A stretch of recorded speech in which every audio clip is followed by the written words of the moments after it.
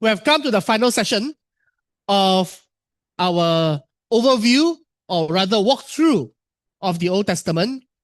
And we are in the final section of the Hebrew Bible. That is the Ketuvim, or the writings. And last time, we did the poetry, the poetic section of the writings. That will include Psalms, Proverbs, Job, Song of Songs, Lamentations, and Ecclesiastes. Today, we will cover the narrative side of Ruth, Daniel, Esther, Ezra, Nehemiah, and Chronicles. All right, and then we will be complete. So this is the narrative side, or the narrative books of the writings. Okay. Now, I would do request people standing at the side of the hall to continue the conversation at the cafeteria outside. Now there is something that you may not know.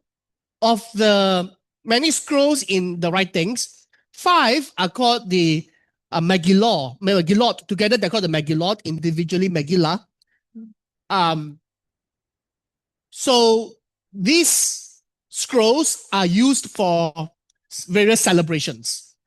For example, Song of Songs is read during Passover, Ruth during the Feast of Tabernacles, Lamentations on the 9th of Av, which is the day of remembering the destruction of the temple, and also the exile in general.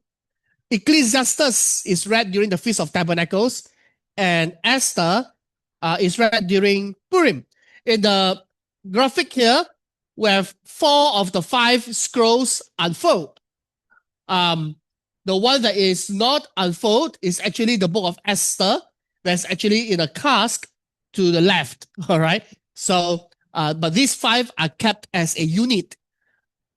Together, they are called the 5 festival scrolls. Okay. Now, let's go to the book of Ruth. The book of Ruth, read during the Feast of Weeks, which is very useful time to read the book of Ruth. After all, it is set during the around the barley harvest. So the book of Ruth starts with the exile. Interestingly, all right, the book of Ruth starts with the exile. So what happened is that Elimelech and Naomi, these 2 were residents of Bethlehem. And there was famine in the land. And this was during the time of Judges. If you are already familiar with Deuteronomy and the Deuteronomistic history that we talked about at length, then you will recognize that famine is part of the covenantal curse that God would invoke upon Israel for their unfaithfulness. And this is set during the time of Judges. And the time of Judges, we know, was a turbulent time. There were various judges, and the people of Israel were under subjugation by foreign powers from time to time. And it is all due to their disobedience, right? So the time of the judges is kind of like the time of lapse, right, in their obedience to God, and they go through this cycle. And so there was famine in the land. And Elimelech and Naomi brought the 2 sons to Moab. So they go into exile. You understand? They go into exile. Now, they remain there for a while. So much so that their sons took Moabite wives. The one took Orpah, and the other son took a wife named Ruth. And they lived there for about 10 years. So if you want to say that this is like temporary, also not so temporary, you know, that means that there are plans to settle in Moab and basically live as Moabites instead of Israelites. And the result of that is death. Elimelech died. The two sons, Mahlon and Chilion, died, leaving only now the three widows. So the story of Esther begins with unfaithfulness resulting in the exile, right? What the familiar theme. And then the story now proceeds to about returning from exile. Naomi heard that God has visited them with food, and so she plans to go back to Bethlehem and ask the two daughters-in-law to go home to their parents, right? To go home to their people. But going home to their people also means to go home to their gods. And her reasoning was that, what can I do for you? I'm an old woman now. You are married into my family, but then we have no more men in the family. I can't provide for you. I can't marry you to one of my sons. And even if I were to have a son today, how long are you going to wait until they become adult? And so Orpah heard it and she left.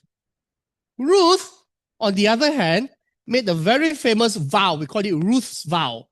She said to Naomi, wherever you go, I will go. Wherever you dwell, I will dwell. Your people, my people. Your God, my God. Wherever you die, I will die, and there will I be buried. May the Lord do unto me and more as well, if anything but death parts me from you. So basically, she is identifying, joining, desiring to join God's people. Now, this is a strange thing because a Moabite is prohibited. The book of Deuteronomy says the Moabite is prohibited from entering into the assembly of the Lord up to the 10th generation. Up to the 10th generation basically just means forever. All right? Nobody's going to count 10 generations. Has it lapsed or has it not lapsed?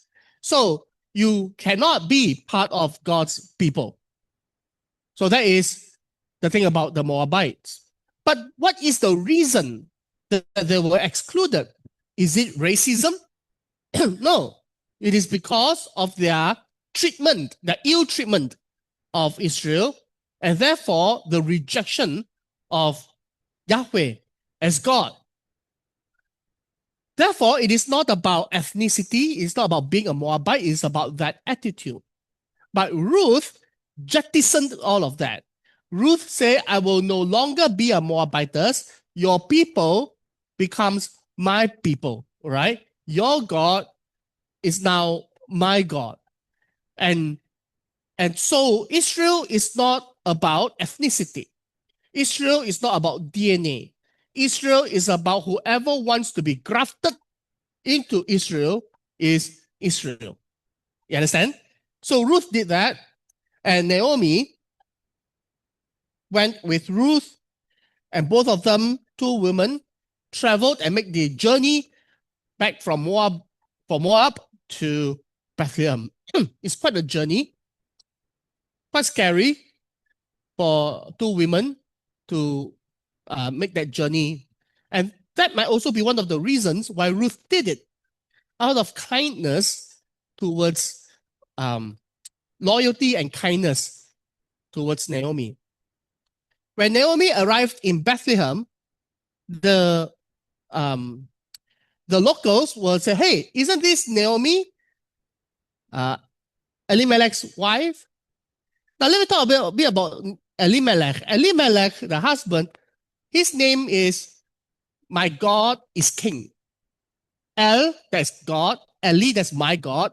Melech is king. Elimelech, my God is king. And certainly he didn't take God for his king, and he just so willingly go into exile to Moab. Naomi's name means pleasant. That's the name. Naomi, pleasant. So when the locals in Bethlehem say, hey, aren't you Naomi? She says, do not call me Naomi. Do not call me pleasant, for my life has been bitter. Call me Mara. Mara means bitter. For the Lord, for Yahweh, has caused my life to be bitter. Interestingly, was it Yahweh who caused her life to be bitter? And sometimes our memory fails us, right? We get ourselves into situations that we get ourselves into, and then we ask God, why me? Okay. And that was what Naomi was going through. But interestingly, in the whole story, only Naomi calls herself Mara, bitter. Nobody else calls her bitter. Nobody else calls her Mara. The villagers calls her Naomi. The narrator calls her Naomi. From God's perspective, she is Naomi. She is pleasant. Despite in her own assessment, she is Mara. She is bitter. Brothers and sisters, there may be a difference between the way you look at yourself and the way God looks at you.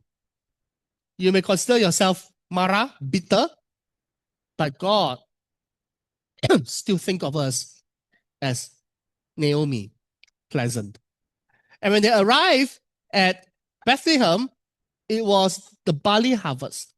The barley harvest, that signals the beginning of Passover and the feast of unleavened bread.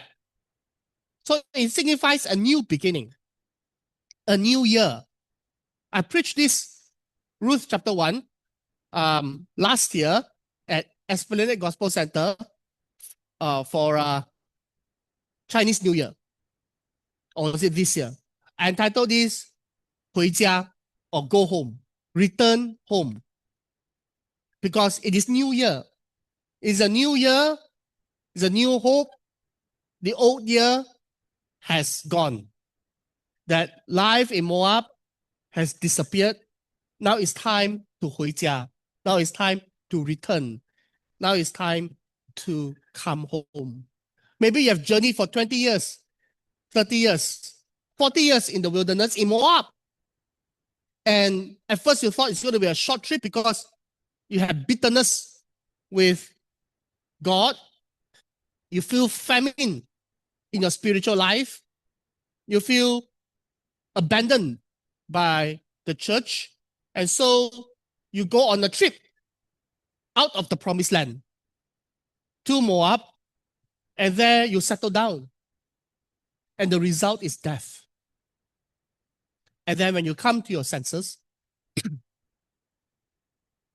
return. Return. Now the word return in the Hebrew, shuv, is going to play prominently in Ruth chapter 1. Naomi returned, but Ruth returned with her. And so this is interesting. Why does it say Ruth returns with her? Ruth is a Moabitess. What do you mean Ruth returns? Because the word return, shuv, it also means to repent. It's the same word. Okay? Shuv means to turn or return, but metaphorically then, because it means changing path. I was walking down this way. Now I'm changing path. I'm returning. I'm repenting. I'm repenting. To return to the Lord, to return to God's people, to return to Bethlehem, the house of bread, is to repent and start a new life, a new year, barley harvest, new season, Passover, freedom, liberation, liberation from Pharaoh, liberation from Egypt, liberation from slavery, liberation from sin. That's what chapter 1 is about. Chapter 2, well, they need to somehow survive in Bethlehem. So Ruth proposed to Naomi to glean at the fields. Now, there's a law in Israel that says that you shall not glean the perimeter, okay, of the field, all right? The perimeter of the field. You don't do that. you leave it for three categories of people. You leave it for the orphan, you leave it for the foreigner, and you leave it for the widow. All right. The orphan here means fatherless. You leave it to the fatherless, you leave it to the foreigner, and you leave it to the widow. Ruth is uniquely qualified. She's all three. She's fatherless, she's a widow, and she's a foreigner. It seems, and there's no many other places, I can't think of any other places in the Old Testament that talk about somebody gleaning at the perimeter of the field because of who they are. It seems that this law of Israel was written specifically with Ruth in mind. Hallelujah. Is there any verse in the Bible that just specifically talking about you? That's one for Ruth. Now, there are many fields. It was a time of the judges. That means, people were not, everyone was just doing what was right in their own eyes. There's no guarantee just because God's law say that you can glean at the corners of the field means that they will allow you to do so unmolested, right? Unharmed. These are the time of the judges. But coincidentally, it just so happened, and when the Bible says it just so happened, every time you see this phrase, it just so happened, all right? I'm not saying don't believe the Bible. I'm saying it's a rhetorical technique, all right? To make you think, is it really just so happened? Oh, so many things in our lives. It seems like it just so happened. It just so happened that the phone call you needed came at the right time. It just so happened this and that happened right after you pray. It just so happened. There's always a logical explanation, right? It's not as though there's a suspension of physical laws. But is it really just so happened? Or is someone orchestrating to change your mind from thinking that you are bitter Mara to restoring you as Naomi? Pleasant. So she so happened to be in Boaz's field, and Boaz was a godly man. It is a kind of workplace environment, the kind of boss that you want to have, who comes here and greet everybody in the name of the Lord. Kind of an office, right? It is really, something. And Boaz noticed that Ruth, a woman, is gleaning there. And then when he was told what she was doing, he told her not to go anywhere else, glean here, because times are bad. All right? There's no CCTV. All right? You walk all over the place like this, you're going to get hurt. So stay in my field and glean here, and do not let anyone stop you, and told the man whom he employs to don't harass her, to let her glean as much as she wanted. And then she went back and brought in a whole sack, right, of barley. And Naomi's like, what is going on? And Ruth told her everything. And then Ruth also tells her that that's Boaz. And Naomi knew who Boaz was. Boaz was a clansman. Boaz was part of her husband's clan. And so Naomi hatched a plan. Naomi told Ruth, this is what you're going to do. You are going to, because it's now barley season, barley harvest season, and so barley make bread, but also make wine, right? Beer, basically. And so when he comes into the threshing floor at night and he's drunk, you hide yourself. And when he's fallen asleep because of drinking, all right, and then you come and propose to him. All right. And so then she went there obediently, and Boaz came into the threshing floor, drank, and fell asleep. And there she proposed to him, right? But it was dark. They couldn't see each other. They couldn't recognize each other. And then she says that you are my kinsman redeemer. Now, there is another law in Israel called the Levirate law. The Levirate law is like this. When you're married into a family, all right, it's same like Chinese people. So you're long time, now not the same, all right? Like traditional Chinese families, you're married into the family, right? Into the family. So you belong to the family, correct? So then when your husband dies, then it is the duty of the kinsman of within the family, all right, to marry you, to take you as wife, so that you can have a son. The son is very useful, all right? Nowadays, son not so sure very useful. This morning at Father's Day talking about 2 sons, 2 daughters, or whatever, all right? But back then, sons very useful. They are so to take care of you when you grow old. How about that, right? That's so important. Number one. Number two is that they become they inherit, right? They inherit. They're the successors of their father, and so that the property doesn't go outside, right? The property now belongs to the older son, the other son, the son who died. You understand? The son who died, then the property doesn't go away. The property is now taken in, all right? And so this son, the first son that is born to this family, to this under the Levirate law, now becomes the legitimate son of the brother who has died. Understand? All right, that's Levirate law. Now, not too many places in the Bible do you find examples of the carrying out of the Levirate law. Right? Ruth is this one place. So there seems to be these 2 laws of Israel that is designed to protect Ruth, the foreigner. Huh? Very interesting, the Levirate law. So Boaz said, okay, I am your kinsman redeemer, but then, right, I'm not first in line. There is another guy. And in Hebrew, the best way to translate the other guy is to call him Mr. So-and-so. Mr. So-and-so, not important. All right, Mr. So-and-so. So Mr. So-and-so is your nearer kinsman redeemer, but don't worry, I will talk him out of it. Right? Then if he refuses to redeem you, then I will redeem you. So the next day, Boaz took Ruth and went to the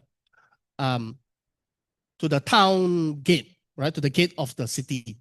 Now, the gate of the city is where all the business is done, right? So what is a city? A city is there's a wall, right? And then the city. Now, outside the city are the hamlets, the little villages, whatever, and they all do trading in the city, right? And so they all have to come in through the gate. So the gate is where you put your tax guy, right? Your customs officers, right? To tax and to settle disputes at the gate. So the gate is where business is done. Official business is done. So Boaz was there and with Ruth and told the Mr. So-and-so, you are the nearest kinsman redeemer. Okay, so you have the right and the responsibility, frankly speaking, to redeem her. Would you do it? He said, yes, I would. Then Boaz has another tactic. Say, but remember, if you redeem her, and you have a son, that son is somebody else's son. Right? And so the property goes there. It doesn't go to you. Doesn't go to your sons, your current sons. Right? They thought about it, this is a mathematic. Not very good. All right. So he calculated, this is bad for me. Okay, this is bad for my estate. And so he said, no, okay, fine, I will let go.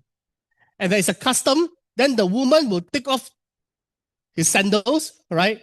And almost in Chinese will be like spit at him, how can you don't do your responsibility?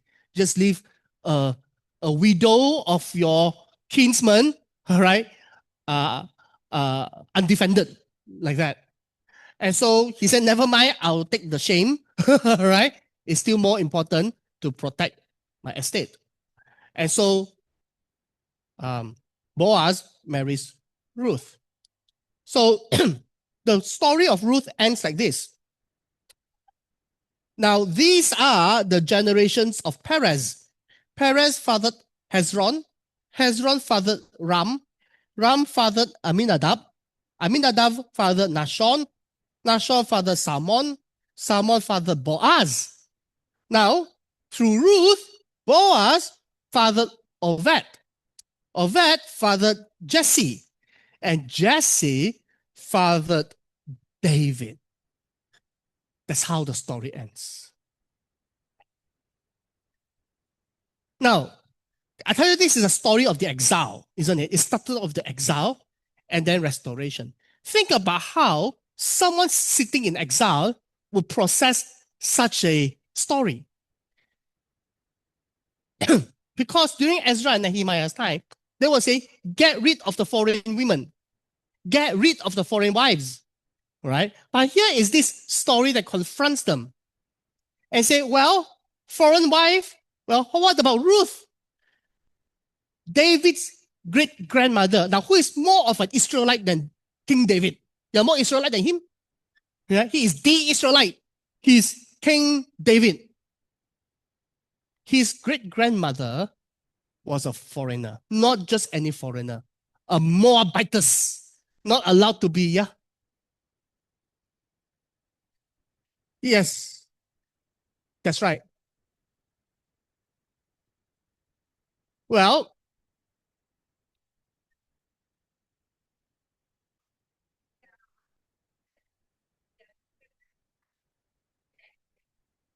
that's right. So God is not just the God of Abraham. If God is only the God of Abraham, then Lot is part of the covenantal family.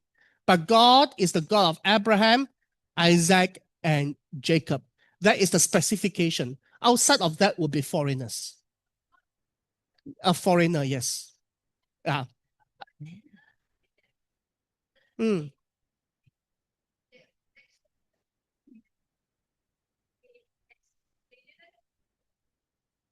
Yeah, exactly. No. You can go in, but you don't take over their land because God has apportioned to Moab, to Ammon, and to some other, all right, their own land. You have your own land. You take from the Canaanites. They are not Canaanites. They are your relatives in that way. And God has a plan for them, for the Edomites, for the Ammonites, and for the Moabites. Now, the Moabites had a chance to, to, to, uh, to turn to God, but they refused, right?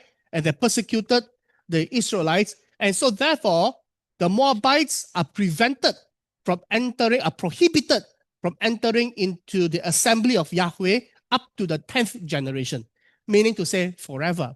But then what is the reason for the banishment? The reason is that their attitude towards God's people and towards God, right, is one of enmity.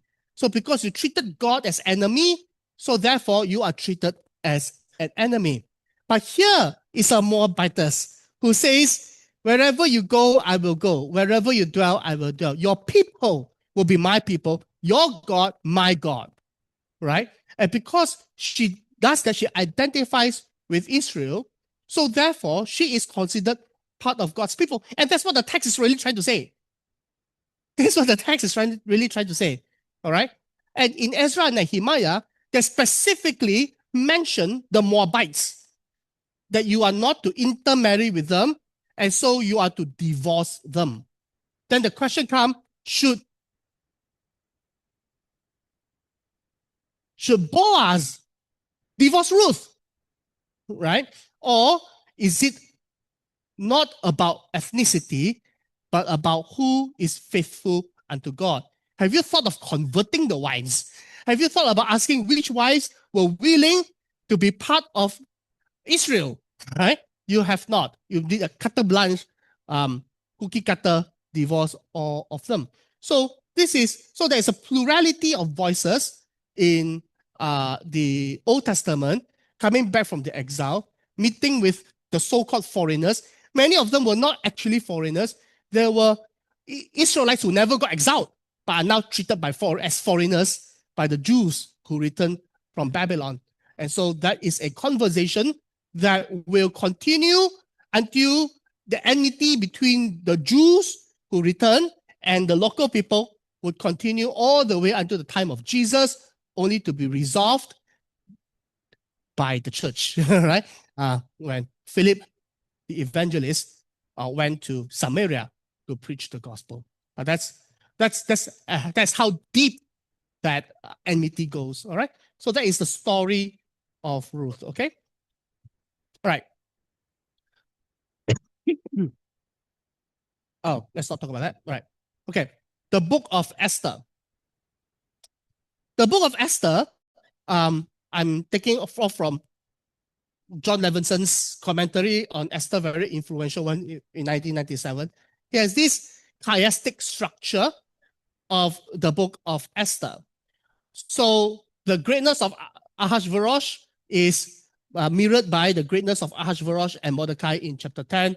And then there's a lot of banquets, all right? The Hebrew word for banquet here or feast is shata, which means to drink, yam, all right? So when we say we go to a wedding dinner, we say go yam zao, right? To drink. Basically, to drink is to have feast.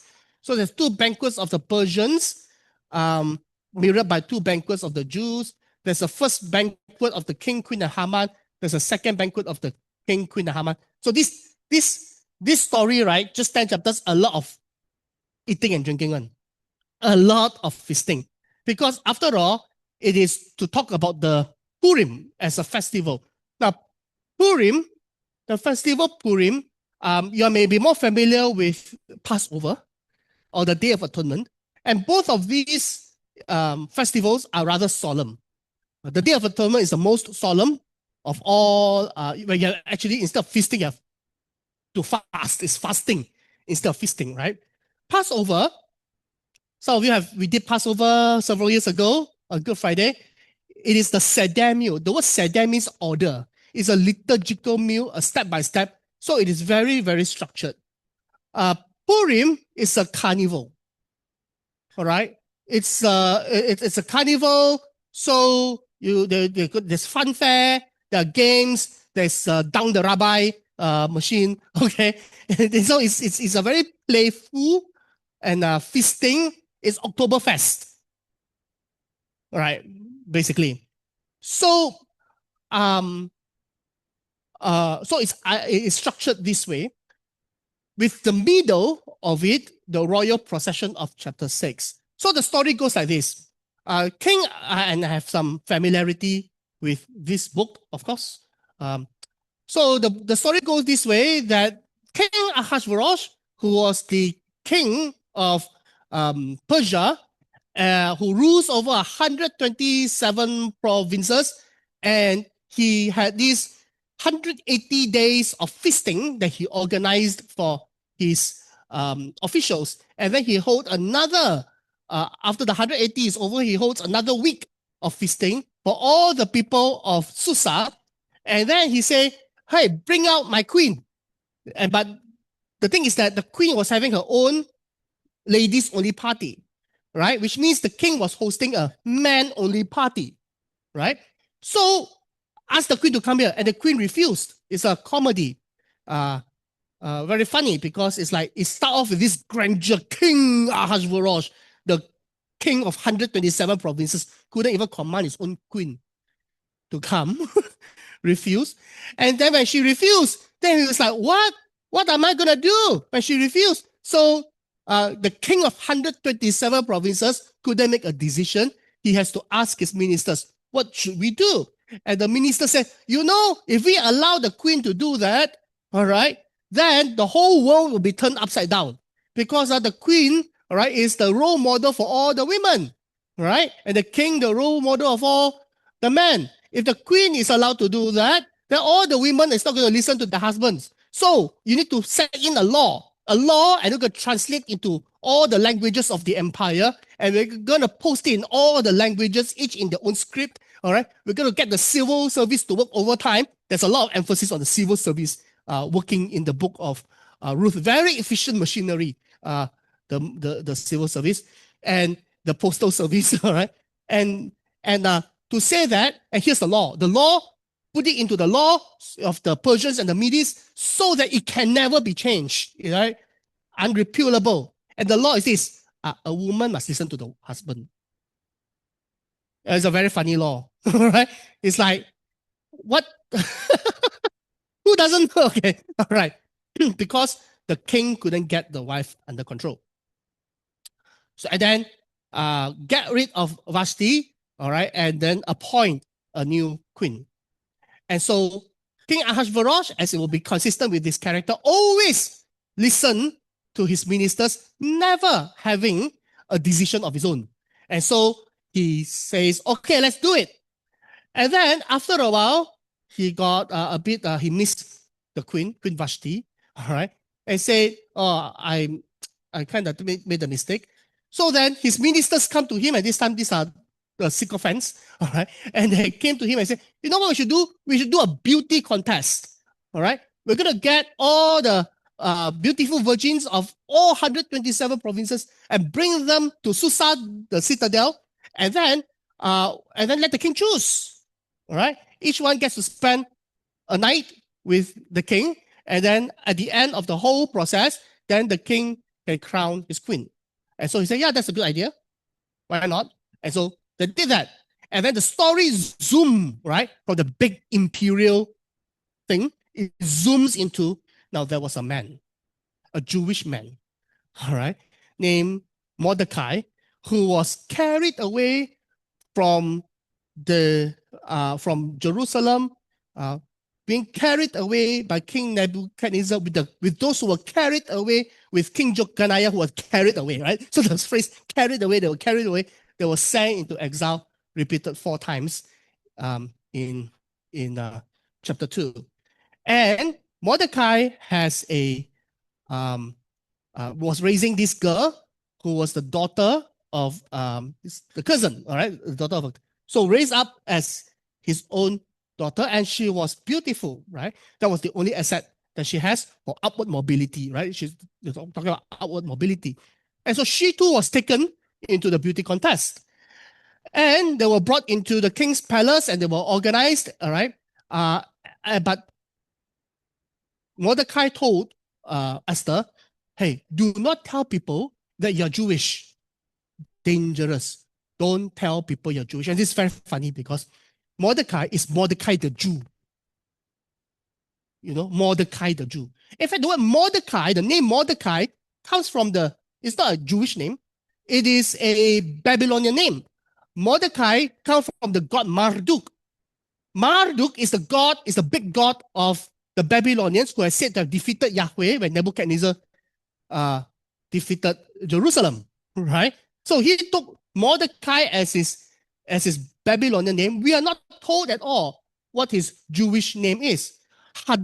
Esther has a Jewish name. Her name is Hadassah. Hadassah means something like myrtle, all right? Very beautiful. That's a Jewish name. But it's only mentioned once because Hadassah, you know Hadassah? She's Esther. And Esther is a Babylonian Persian name, named after the goddess Ishtar, or Stara means star, Ishtar the goddess. So they are completely assimilated. To say is Mordecai the Jew is like saying this is Stephen the Chinese. You know what I mean?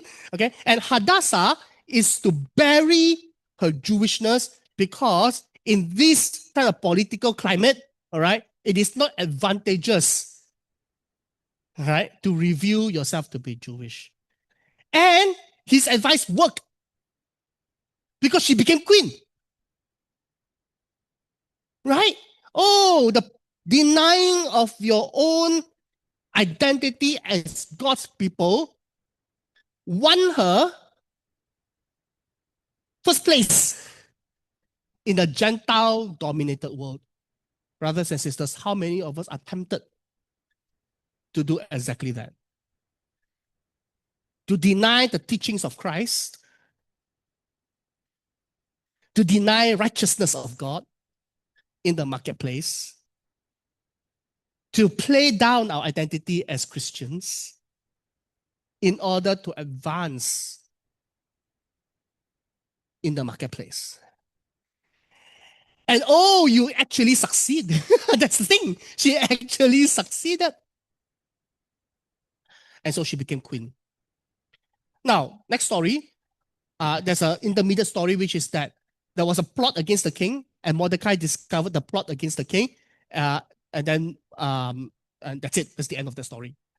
Now, the prime minister or the vizier, the grand vizier, his name was Haman. And Haman the Agagite. And Haman the Agagite is a very petty fellow. But somehow he managed to get to become the prime minister of the empire. And it's commanded by the king that everybody should bow down to Haman the Agagite. So everybody did, except Mordecai the Jew. Mordecai the Jew would not bow down to him. Now, this is, you have to be super nerdy to know why. Mordecai the Jew is a descendant of Kish. Kish was the father of King Saul. Haman the Agagite, Agag, right, was the king of the Amorites. Is it Amorites?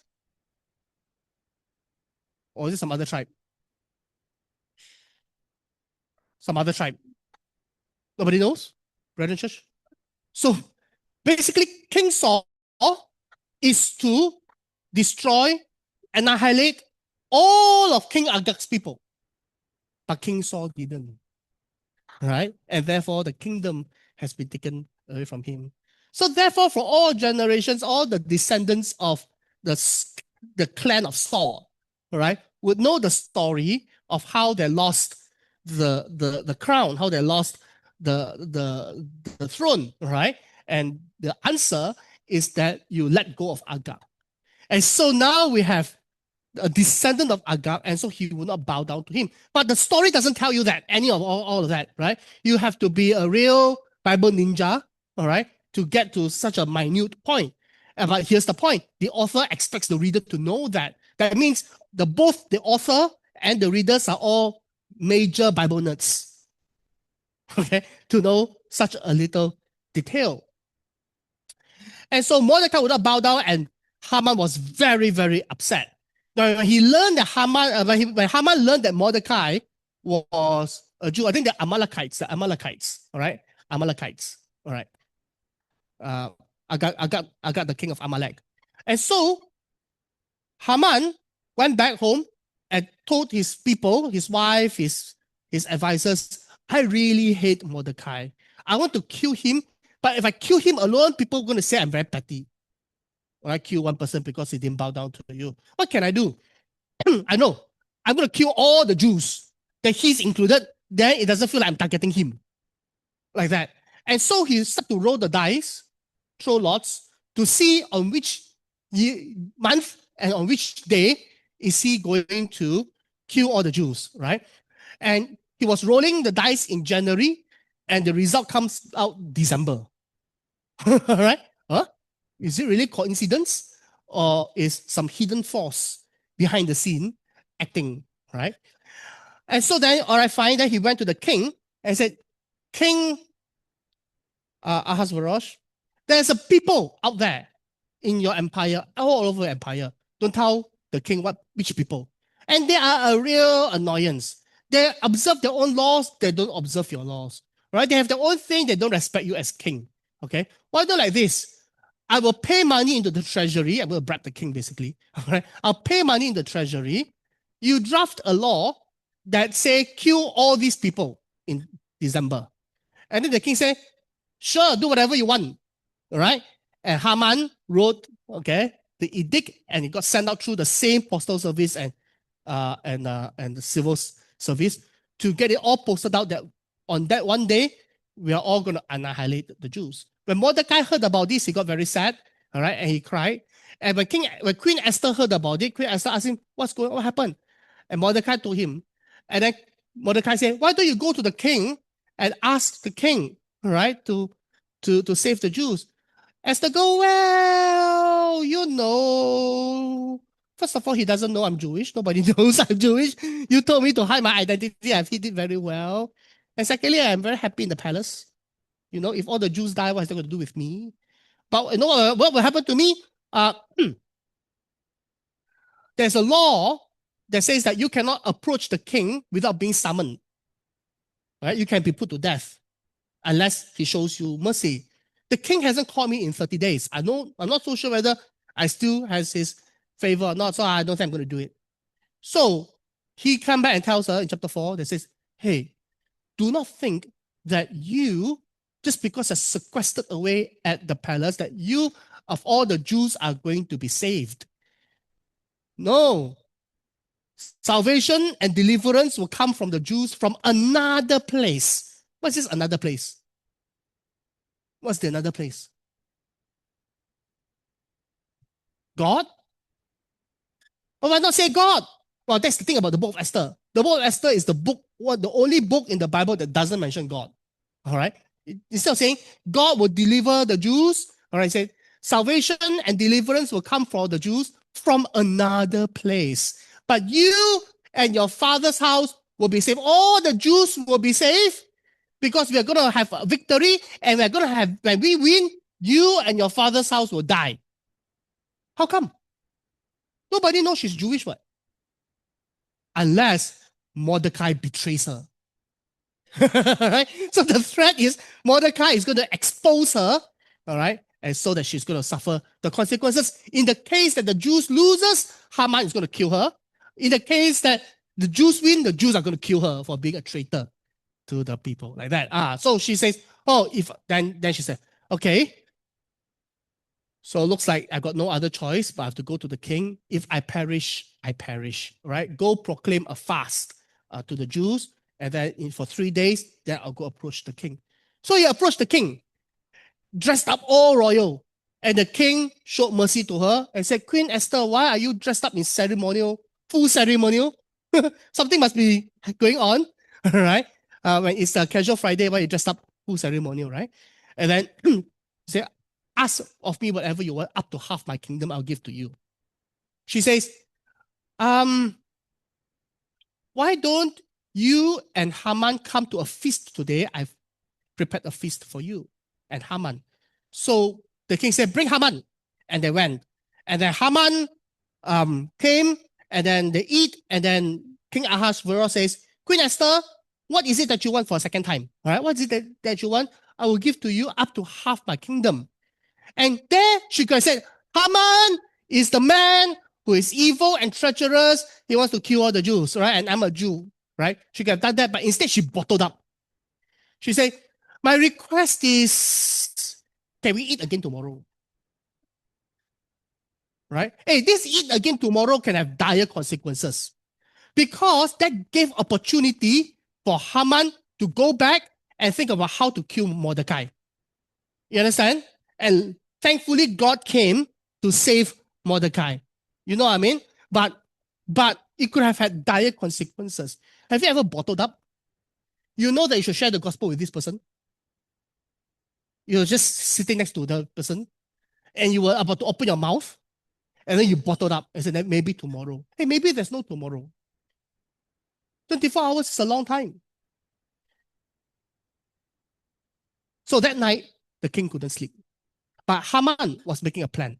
His plan was to put up a 30 cubits high, 50 cubits high, that's 25 meters, I think, high pole to impale Mordecai. Then he said, okay, tomorrow morning, I'm going to ask the king to kill Mordecai. But that night, the king couldn't sleep. So he asked for his diary to be read. Don't know. He couldn't sleep, asked for his diary to be read to him. And in the diary was that, hey, Mordecai saved you before. They said, oh, have we ever rewarded Mordecai anything? Then the people told him, no, you haven't. Who's in court? Because he can't make any decision of his own. Who's in court? All right, early in the morning, I want to ask what do I do with Mordecai? I said, Haman is here. Haman is here to kill Mordecai. Then Haman comes in, and the king says, hey, what should we do for a man whom the king really wants to honor? Then Haman says, well, who would the king want to honor more than me? Right? So he thinks that the king wants to honor him. So he goes for the maximum, right? For the man that you want to honor, put on him the royal robes that the king has worn before. All right? Put him on the royal horse that the king has rode before. And get one of your most senior minister, right, to walk the horse around with him seated upon it around the city square and say, thus shall be done to the man whom the king wants to honor. Right? So he's thinking he wants to be equal with the king. Right? So the king says, good, do that for Mordecai. Make sure you do everything. Do not leave out a single thing, okay, from what you said. And so then Haman put the royal robes on Mordecai, put Mordecai on the royal horse, and walk. He's a senior minister, and walk the horse around, parading Mordecai and proclaiming, thus shall be done to the man whom the king wants to honor. And so he went back, very shameful, crying, telling the wife, telling the advisors, and the advisor says, you know what?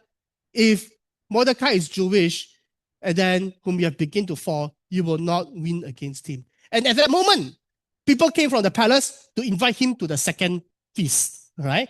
To Esther's feast. And then they were feasting. And for the third time, the king asked Esther, what do you want? Up to half my kingdom I will grant to you.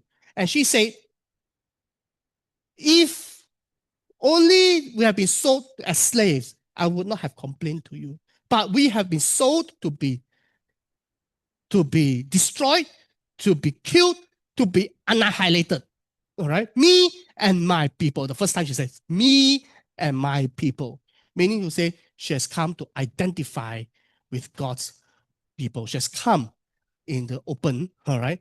She has publicly admitted that she's Jewish. And then the king said, who will do such a thing? Who will do such a thing? And then Esther said, it's Haman, this evil man, all right? And so then they captured, then the king like, oh my goodness, I depend on my ministers to tell me what to do. But this time it's my minister who's being accused of genocide. I don't know what to do, so he decided to take a walk at the park, all right, at the royal gardens. And then Haman, knowing that he's in trouble, right, went to Esther and begged her, maybe tugging at her, right, okay, at her or something like that, right, at her couch. Please save me, don't do this, all right. And then when the king comes in and saw what Haman was doing, he thinks that Haman is trying to sexually assault his wife, right? What? In my house? Okay. So then he says, what should we do to him? Punish him. Hang him on the pole that he has prepared for Mordecai, right? This is the first time, the only time the king made a decision of his own, and it's for the wrong reason.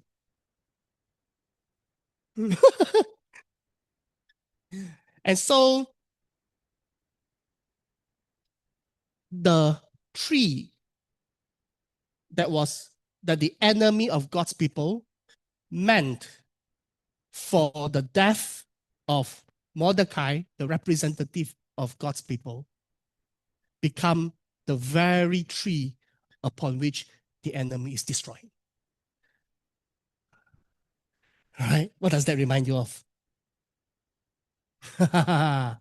Right? That the cross that the enemy has prepared for the Messiah, the representative of God's people, become the very same cross upon which the enemy is destroyed. And that is the victory.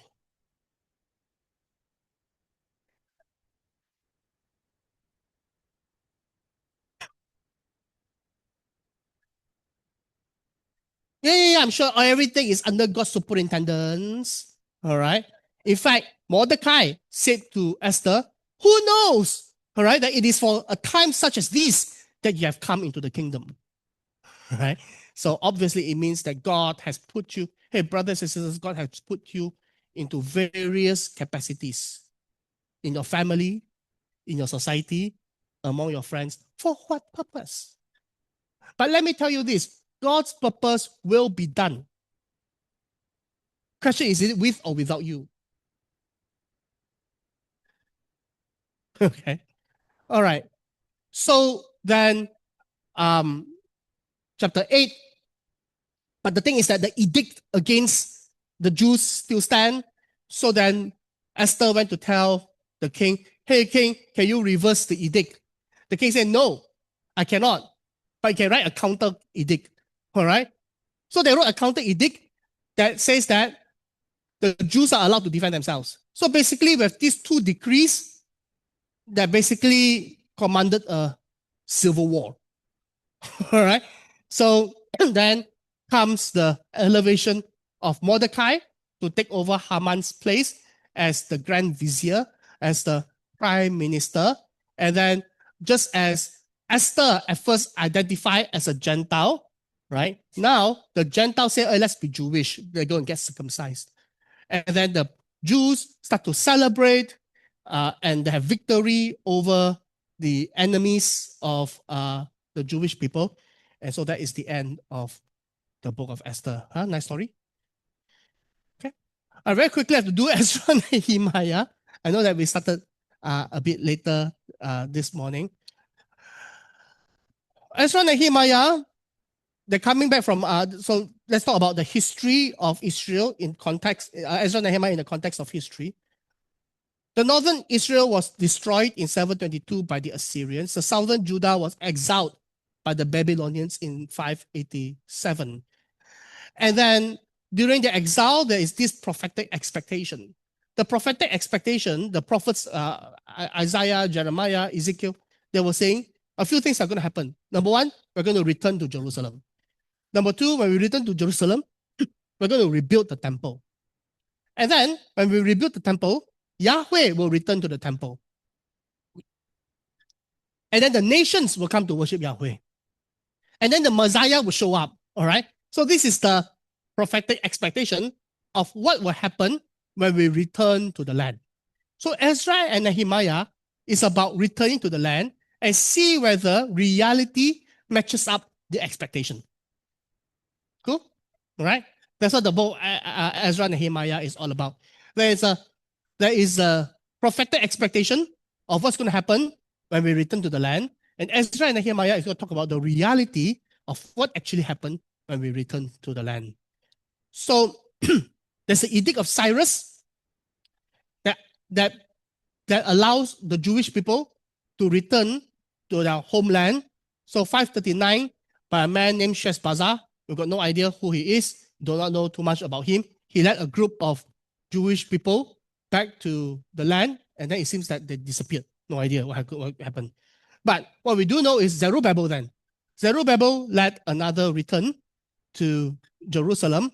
And then Haggai and Zechariah, the prophets that ministered in around 520. And so they were catalysts in rebuilding the temple, right?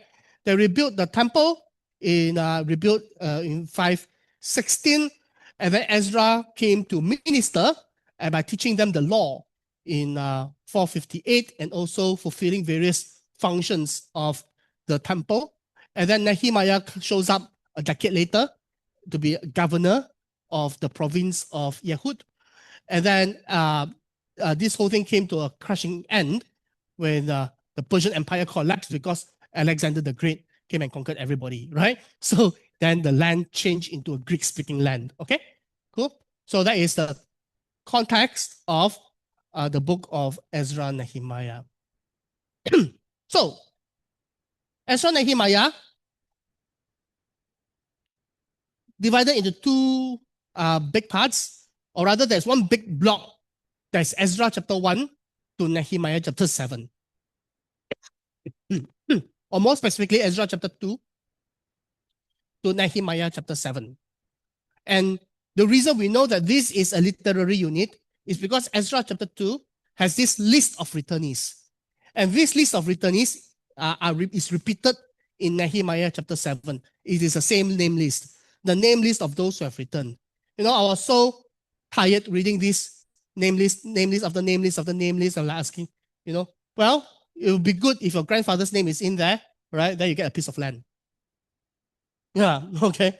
So these are the name of returnees. So this then in Ezra 2 to Nehemiah 7 is divided into three periods or three themes. The first one is about the rebuilding of the temple. The second is Ezra shows up to talk about the the reading of the law, right? And then third, Nehemiah shows up. So this is Zerubbabel shows up to rebuild the temple. This one is Ezra shows up to read the law. And then here Nehemiah shows up to build the wall. Okay. So each of it has a return, a revival, and there's opposition or maybe resolution. Is it really a resolution? It goes like this. So there's a prophetic expectation. Return to Jerusalem. We're going to rebuild the temple. Then Yahweh is going to return to the temple, and then we're all going to worship Yahweh. All the nations going to return to God, and the Messiah will show up. So the first one is Zerubbabel under the Persian king Cyrus. And the revival that is talked about in Ezra 1 to 6 is about rebuilding the temple. Rebuilding the temple. But there was opposition. Opposition from the people of the land. Actually, the people of the land wanted to cooperate with the Jewish returnees from Babylon to rebuild the temple. Because we worship Yahweh too, right? And but the Jewish people who returned from Babylon said, no, we don't know Yahweh people. Okay? Only those of us who come back from Babylon are truly Jewish. We all cannot verify. But I said, wait a minute. Your grandfather and my grandfather were cousins. All right? Your grandfather got exiled. My grandfather didn't. That's all that happened. Different, right? Because different. My grandfather came from Guangzhou. Okay? Guangzhou Punyu. Zhou Liu Xun. All right? I go back there now. Different. You understand? It's different. Different. All right? Your taste buds are different. We eat nasi lemak, durian here. They don't have different, you know. So when I went back to visit in China, I can sense the difference. So they could sense the difference too, because philosophically, they went through a cultural revolution, right? Communism, etc. Right? We went through May 13, right? We went through different types of experiences. You see what I mean? Okay. So they say that, oh, yeah, I don't care what, only those who came back from Babylonian are our people. So they're not allowed to rebuild. So that is the opposition, and that's the resolution. The question remains open. Was it the correct resolution? Right? Then comes the second cycle, Ezra, under King Artaxerxes. He came back to bring the offerings and also to read the Torah, to reinstitute temple worship. And then what was the opposition? What's the problem? The problem is that they have married foreign wives. The returnees, the Zerubbabel returnees, have married foreign wives. Ezra come back with new returnees, says that, oh, you guys have went native. We are Babylonian Jews. We are not Jerusalemite Jews. Understand? Babylon is the headquarter. Jerusalem is the colony. It's the extension work. you know what I mean? The Jerusalem Jewish returnees is actually a proxy or a satellite extension work of the Babylonian Judaism that has developed and grown. Understand? So anyone who comes back from Babylon becomes the leader. That is the deal, right? Anyone who comes back from Babylon takes over, right? So when he came back, he saw that they married local women, so forced the returnees to divorce local women. Is that the correct resolution? Again, it is an open question. What happened to who? No. The women are from local. They are from Babylon, right? But they came back, right? And they married the local women. Some of them are local Israel Judahite women. Some of them were mixture Samaritans, right? They couldn't tell. So they say, as long not in the name list, Ezra 2, Nehemiah 7, not in the name list, not our people.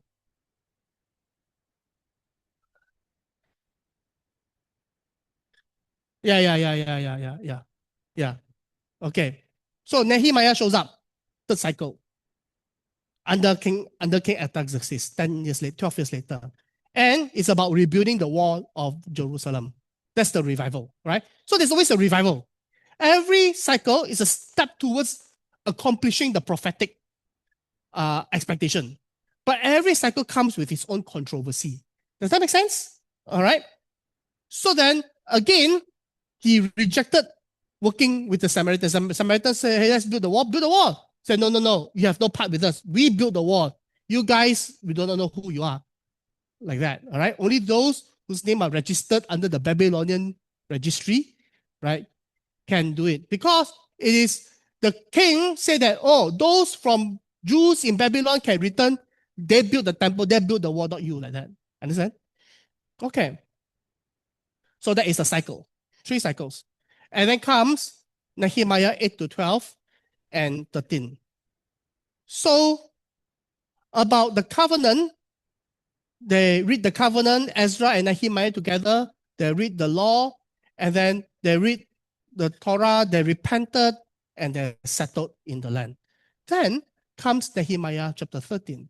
Nehemiah went back to Babylon because the king said, I only give you temporary leave.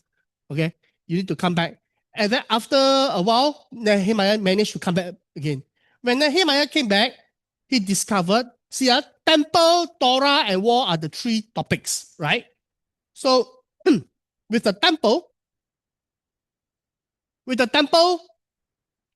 the tithes have stopped coming in.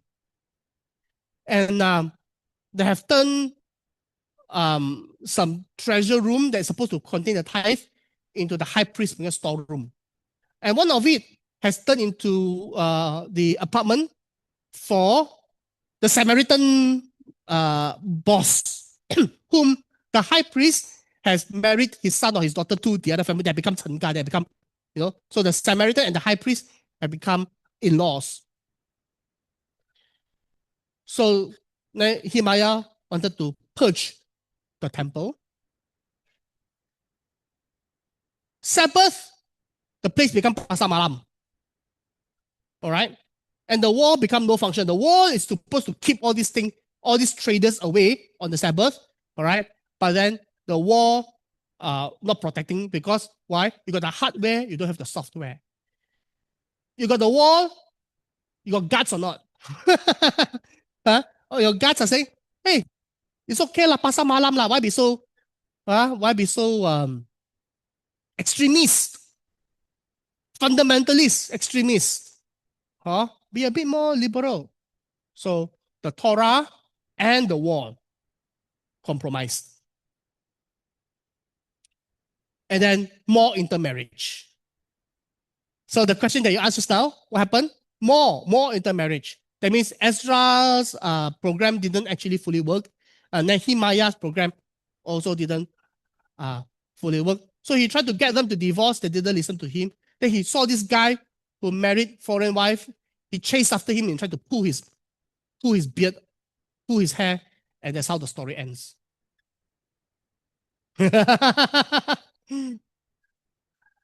What is the book of Ezra and Nehemiah really about?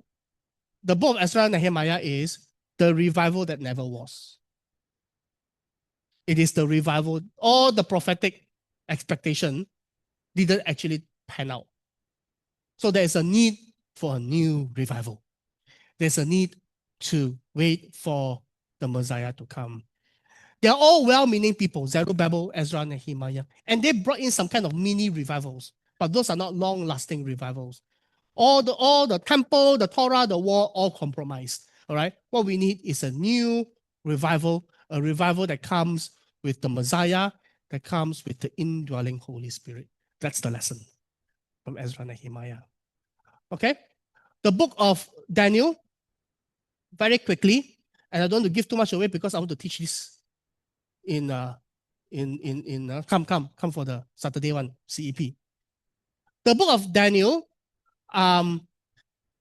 is chapter 1 to 6 and then chapter 7 to 12, different genres.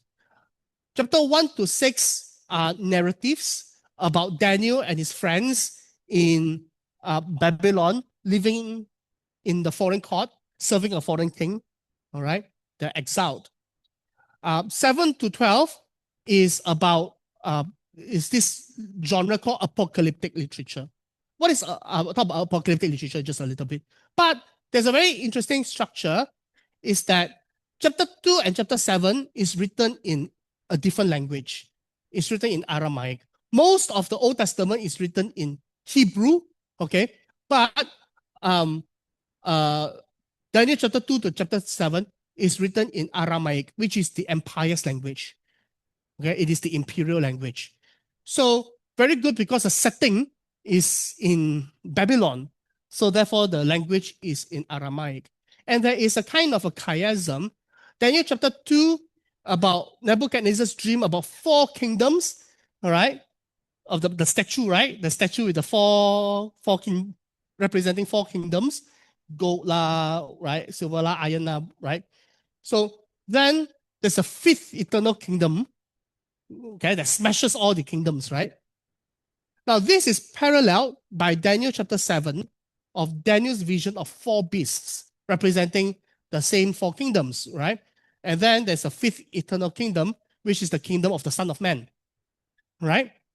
And then chapter 3, we have the friends of Daniel being thrown into the fiery furnace and they're delivered from death. And there is Daniel chapter 6 mirrored in Daniel chapter 6, where Daniel is thrown to the lion's den and delivered from death. In between, we have Daniel chapter 4 about Nebuchadnezzar, and the tree was being cut down, and he had pride, but he was judged by God, but he turned to God. Nebuchadnezzar's successor, Belshazzar, he saw the writing on the wall. He too had pride, but he blasphemed God, and he died, right? So this is about how foreign kings are also under God's sovereignty. So this chapter 2 to chapter 7 really provides you the kind of like to equip you for the dark days of chapter 8 to chapter 12, right? Gives you the paradigm. We remain faithful to God regardless what, all right? When we see the difficulties of Daniel chapter 8 to chapter 12. There's the prologue in Daniel chapter 1 that I'm sure you're already familiar with. So the setting is in exile, so the setting in Babylon, and then the setting is about the Holy Land in the future, what's going to happen in the land of Israel in the future. And so it's written in Hebrew. Daniel chapter 8 to 12, a lot of imagery lah, some flying goats lah, okay, very difficult to read. But the point is this: life is hard, how to live. The lessons from 1 to 7 will help the Jews to cope, okay? All right, Daniel, the book of Daniel. All right. Okay, I'm going to conclude with Chronicles. Chronicles. 1st and 2nd Chronicles. 1st and 2nd Chronicles are supposed to be one books that somehow got divided into 2 because it was too long. But actually, originally, it is a single volume. All right. There are 3 main sections. The first section is about the beginnings, tracing the lineage, all right, and talk about the same post-exilic community. Almost it is like the Ezra 2, Nehemiah 7 list kind of a thing about the post-exilic community. And then it went to the transition from the judges to the kings. And then we have chapter 10 to chapter 29. Here in the middle section focuses on 2 kings, King David and King Solomon. All right. So there's a transition from King Saul to King David. And then there is the Jerusalem and the Ark, his military victories, census and judgment, temple preparations. As you can see, much of the material is focused on the Ark of the Covenant, right? And also preparing for the temple. So there's a lot of temple focus. You understand? A lot of temple focus. Now, in a story of David, right, what do you think is missing?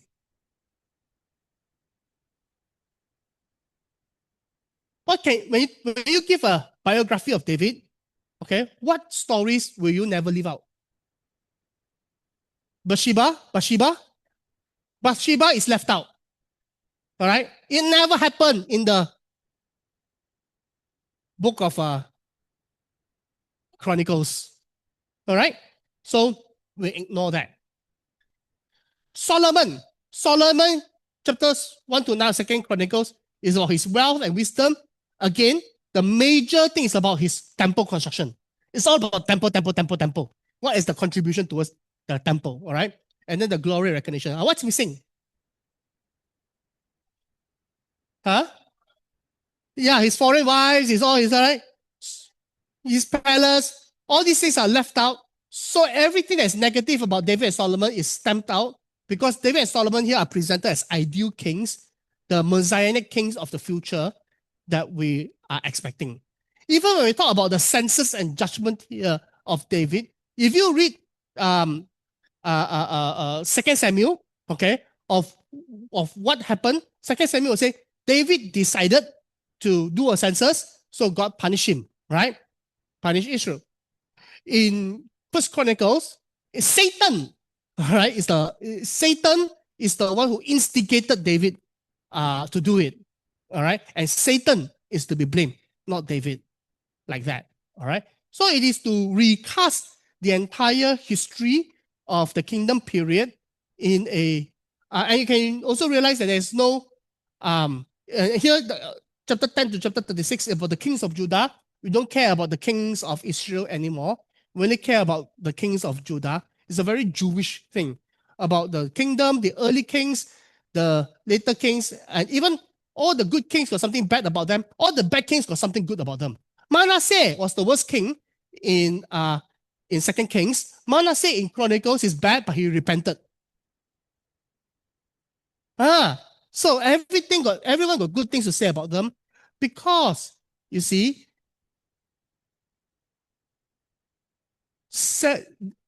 Joshua, Judges, Samuel, Kings, all right, is written to explain how we ended up in exile.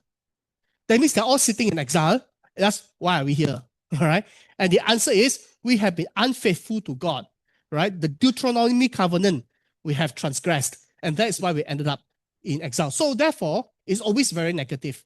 Joshua, Judges, Samuel, Kings is very dark, very ugly, and very sad. It is to explain our unfaithfulness of how we end up in exile. Chronicles is written after we've come back from exile. We're here trying to rebuild the future. You understand? We're here trying to rebuild the future. So the future is very bright. The Messiah is going to come. So we're going to rewrite history, that's not the right, we're going to recast history, all right, in a positive light, in an idealistic way, all right, to talk about the hope of the future. Let me give you an example, before we leave. Suppose you are to write something about Mahathir's first round as Prime Minister, 1983 to, cannot remember, 2001, I think, right? 2001, 2002. Okay, 2002. All right. If you were writing this, his biography of his during Reformasi, 1998, all right, during Bersih 1, Bersih 2, how would you write his story? You're not telling lies. You're not telling lies, all right? How would you write it? What would the tone be? Because, the whole reason why we're in this trouble, okay, the judiciary, Tun Saleh Abbas, you bring out everything, all right? Okay. Suppose you are writing the same Mahathir story in 2018. He's going to be Prime Minister again, all right? Will the way you write be different? Yes, ma. Nobody's telling lies. It's just that we emphasize different things. You know what I mean? Okay. We're going to talk about how subsequent prime ministers are terrible. He has come to bring restoration, okay, and things like that. Today, you write another biography of Mahathir about his same period of being prime minister. What would you write? You understand or not? So different time period, writing history, you will have a different take on it because you're writing it for a different purpose and from a different lens. All right. And the Hebrew Bible ends with the Edict of Cyrus with the phrase, let him go up. Aliyah. That is how the Hebrew Bible ended. Aliyah, not the singer is named after, Aliyah, to go up.